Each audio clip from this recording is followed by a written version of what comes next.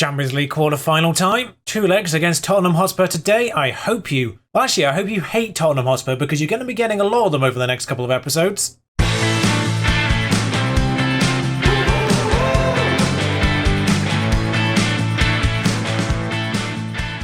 I'll just briefly disappoint Arsenal fans, hopefully for the last time in today's episode, by saying I beat them 4-0 at the Emirates. 4-1, actually, I can read. I forgot they scored. The other 2 matches since we last met, Norwich 3-1. This match was this season's bananas match. Appropriately, against a team in yellow. 2 sendings off, 2 double yellows, neither of them straight reds. The referee just went a bit mad, let's be honest here. There's nothing, I can't explain it. When Shaw got booked, I took Courage off just to protect that yellow card situation in case I needed him at right back the following match. So of course, Shaw picked up a second yellow card himself. So, Shaw himself scored goal of the bloody season in this one as well. Which all starts with a corner, which you'd think here Zarta's going to get the ball. No, he doesn't. Shaw's going to pick it up here and wham! 30 yards out. We've had him for nearly a decade at this point. That's the best thing he's ever done, which is saying something considering how good he's been over these years. And then what was possibly, arguably, one of the worst case scenarios in the FA Cup. West Brom scored in the first minute. I was thinking, thank God, if we can get punted out of this and have slightly less games for the remainder of the season. Admittedly, it's only 1 more, 2 if you stick the FA Cup final in there. Nyambi was sent off in this. It's silly season,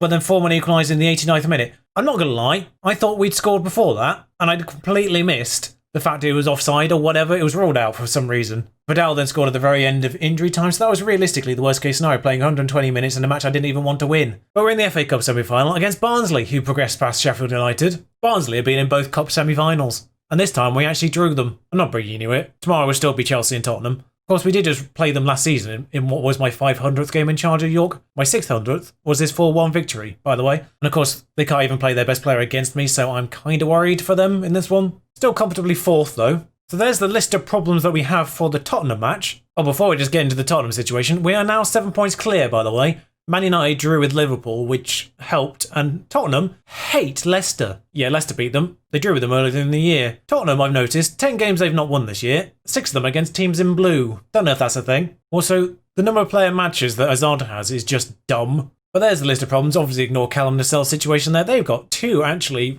major issues there of their own regard. They do tend to play Parrott on the left and Rosie on the right, so they are first teamers. But yeah, we are also without Seri and Ozarta for this one, which as you saw on the previous page, is massive news. Also, twisted knee for Sergio Dutra. I'm playing him anyway, because let's be honest. Christian is finally improving, but he should not be in a quarter-final away at Tottenham. So the team for this, but by the way, I stupidly rotated Ozarta out in the last match rather than Courage, thinking, you know, I'm going to be playing both of them in this one. Forgot he was suspended. Dutra's going to be in goal, still. Castillo, Courage, Rick, Shaw, Grimes and Vidarson in the middle. Not on attack mode, that was just because I played Teco in the last match. Behind them, Ramirez, Vidal, Cantoro and Silva up front. You may notice I played Foreman and Pulisic in the last 2 matches. That wasn't intentional, I just forgot to switch them out. Admittedly, Foreman has scored though. Quite a couple in those games, so at least I don't regret the former situation. Silva and Rick picked up their first Brazil caps as well. During the international break, that happened. That's why I felt like we played more matches, is because I've done 2 as England manager. I want you to pick up exactly where you left off by destroying a team in North London. You might be the ones in red this time, but I want you to destroy the North London side, just like you did 2 days ago. We probably stayed in London. It would have been pointless travelling there. I know the trains there are quite quick these days. You know, it's only 2 and a bit hours from, Leeds, so York's 1 stop further back. Can't be too long. Though everyone goes by bus, don't know why. We're watching this in 3D, I've just realised. It's not a final, we'll swap that back, thank you. Can we argue his dodgy knee for this one? No, it deflected. Didn't see that the first time. That was a deflected goal. Ramirez, of all people, is the one to get injured. Oh, he appears to have maybe collided with one of theirs. What's his injury? Groin. We'll see it out to half-time, maybe. Laidlaw. Nope. Free kicks come to nothing. Budak has not been tackled by Castillo there. That's not how you defend, because... oh, God. Well, I wanted less games. This wasn't the way I wanted to do it. Admittedly, if we win the FA Cup and, losing the quarterfinals of the Champions League, I'll take it. Also, if we win the Premier League, it leaves me with something to still try to attain. Sem Budak, good ball. 4th goal of the season for Kelvin there, who is Troy Parrott's backup, I think. Yeah, probably backup. 245k squad player. And Bradley Saxton was just happy enough for me to approach him after he wanted slightly more than £53,000 from me, despite being a starter. Oh wow, Grimes has taken a knock as well. What's this, lower leg injury? Ramirez has re-knocked himself, apparently. Well, we'll deal with that one now then. We'll find out what's wrong with Grimes in a second. Everyone's just getting injured. Bear in mind they're down to the now what is technically their 3rd choice right-sided player. with Rosie not starting and Meulemans being injured. Onana in goal. Come on. He's got to be getting on a bit now. 10 years in. Oh, Ted Smith just got mutually released at the age of 34 during the middle of the season from Dagenham and Redbridge. Long-term fans of the series will appreciate that piece of news. Although not appreciate it, I suppose. They'll be very saddened to hear that. It's a goal kick, somehow. Can someone tell me what's wrong with Grimes, please, so I can take him off? It just says lower leg. It's not helpful. Like, lower leg could literally just be a scratch. Or it could be an actual calf injury or something. Rick's under that one. Anana's gathered. Lower leg gash, maybe. You know, bandage him up. He can continue playing. Tell me what it is. I've looked at the analysis. It's a bruised shin. He can play. Although that's going to hurt every time he puts his foot on the ground, isn't it? Shaonan on a 6.3. What's this? Goal of the season 2 games later, 6.3. What happens when you highlight players every bloody time? Obviously, aggressively, show me something else in the second half. Weirdly, away at Tottenham seems to be a problem every single damn time. Showers up to a 6.6 already, somehow. Don't know what he's done, but he's been sensational at it in this second half. In these first 10 minutes. Managed to bring his average rating for the entire game up by 0.3. Silver. No, damn. Up to a 6.7. Just because we made one change in the first half, I'm just holding off a little bit when it comes to making 2 more. Dest, Castillo has dealt with that. Oh, what the fudge? Sorry. I am fed up with the tackles not going to you in any way, shape or form. That was the most ridiculous nonsense for that to end up back in their own possession again. That is a great goal line clearance. Castillo did a beautiful tackle. It ricocheted off Madeira back into their possession. Somehow. He somehow tackled him with such force it hit my player in a way that he couldn't actually control it. Unbelievable nonsense sometimes in this match engine when it comes to tackling. Tackling is the worst part of this match engine. It's go on about one-on-ones and yeah, they're still a bit rubbish. And yeah, they do lead to stupid amounts of saves from the goalkeepers, like unrealistic levels, but it's honestly tackling is the thing they need to fix. First and foremost, Silva, Onana. Like, it's not obviously going to be patched in this year's game, but next year's game, please have a look at tackling for crying out loud. Also, defensive headers, sort of in the same boat. Vidal's been useless. Actually, I'm going to do this. I'm just going to bring Teko on, but I'm just going to bring him straight on. I'm not going to rotate players around. I'm just going to put him in defensively because this is what we played against Arsenal. We won 4-1 against them. Silva, I mean, if this is a set piece, so this isn't really anything to do with the formation, let's be honest here. He's been tackled anyway. And really, we should have got the ball back there as another example of not going to your own side. But Castillo decided not to actually go for the ball. And where are our players? What the hell happened there? I know we're on attacking, but why was only one defender back? Lewis, Laidlaw, Grimes intercepts. Vidarson, hoofs it through to Silva. He's clean through here. Can he get a goal? Nope. The advantage of having a degree in physics is you can tell the projection of a ball the second it's left a boot. Somehow he's still on a 6.7. Just have to do some jiggery pokery because Grimes can't really do these last 10 minutes of the game. Porto are destroying Juventus with 10 men. Well, I stayed 2-0, so it's not unachievable to get the return leg. Right, I'll be completely honest, I forgot I was going to bring you the goals in this one. 1-1. Leaves us 5 points ahead of Manchester United and 4 points ahead of Tottenham.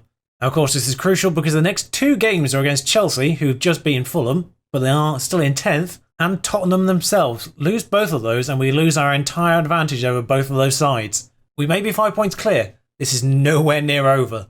It's a fun game for Amaro Mbalo, though, one of the best names in football. Scored one, gave away the penalty. We didn't even really score of our own regard.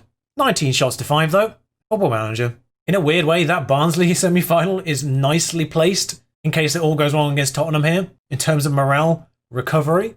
Hopefully, anyway. We could always mess it up against Barnsley as well, like every other team. Also, importantly, Azar has picked up his ban in the Premier League as well for that Chelsea match, which means he will be back for Tottenham. Meanwhile, Manchester United have destroyed Dortmund over 2 legs, and Madrid have had a sort of comeback, I think that is. No, the first leg would have been 2-2. Madrid and Man United through. Along with Porto, seemingly, unless Juventus pulls something out of the bag today. Of course, this home tie becomes all the more difficult if Tottenham score any goals at all. I do get to put out my full first 11 though, so that's good news. Dutra back to full fitness as well. No suspensions, no injuries. We're all good here.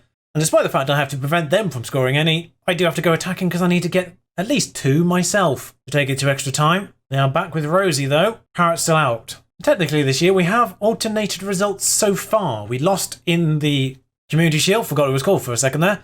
We beat them in the league. We lost them in the first leg here. Wait, did we play them in the FA Cup? Never mind. It's not alternating. Only 2 wins, 2 losses this season in 4 games against them then. This one is, I was about to say this one's the decider, but we've still got to play them in the league again, haven't we? Because that's the big game next episode. Madeira, get it out this side. Oh, for God's sake. Cantoro, that side. Give it to one of the bloody fullbacks. There we are. Shao. Back to Seri. Well worked. Missed. Blimey, the number of opportunities to get it to one of those two fullbacks in space there was unbelievable before they finally did it. Cantoro's frustrated. Budas picked up a knock, which may be useful. Saxton. Went to low. Probably because he realised his teammates won't pass it to him if he gave it away. Budak properly out now. Belfiore on the pitch. Shanahan's 20th yellow card of the season. I can't stop him from getting yellow cards. Please fix yellow cards and fullbacks in particular. 0-0 at half time. It's worth noting that the only person with personal instructions to tackle harder now is Coleridge. As a cover defender with not brilliant tackling in his own technique locker, I tell him to tackle a little bit harder because he's often going to be the one sweeping up that defensive line. Seri's missed a free kick. That's what I normally see. He's not been on fire this year with free kicks. I mentioned that when he scored one last time out. Resulting corner is a bit rubbish too. Madeira again though. He persists. I presume it will do until we lose possession. There we go. Their right back's a bit tired. I suspect they've got coverage on the bench. Dest can go there, I think. Well, for the time being, they're going to keep a very tired right back out. I will attack him on that side. I can also freshen up that side by shoving Ramirez over there and putting Madeira on the opposite side. Oh, Pulisic is injured, by the way. I forgot to mention that. That's why that's not been a straight swap there. Luis Felipe, who is up for Player of the Year or something like that, which, let's be honest, is obviously going to be going to Azata. If it doesn't go to Azata, it's an absolute travesty. Maybe about 5 games left in the league. There's no way he's losing that top spot. Madeira, Seri. Of course, he's also for Young Player of the Year as well. Seri, Silva. God's sake. Vidal, usually the man for the big moments, is coming off. Also the most tired. He has played all 3 of these games. Both legs here and the Everton match. Did play all of them. All the 90 minutes of both of those previous 2. So, understandably, the most tired player on this pitch right now. Silva, charging forward. Silva. 2-1. Aggregate. No celebration, just runs back to the centre circle. Love to see it. 5 minutes. Can we get an equaliser over both legs here? Silva. Suddenly, drama. This was looking like a very boring 0-0 for 85 minutes. I mean, there's going to be no more highlights because I know how this works, but called it. Well, there we are. Similar situation for Juventus, weirdly enough, in the other tie. Got 1 goal late on. Not enough, though. Porto and Tottenham through to join Real Madrid and Man United. It's not our year for Champions League, but 9 million. Silva scored, which is useful because he was a little bit off recently.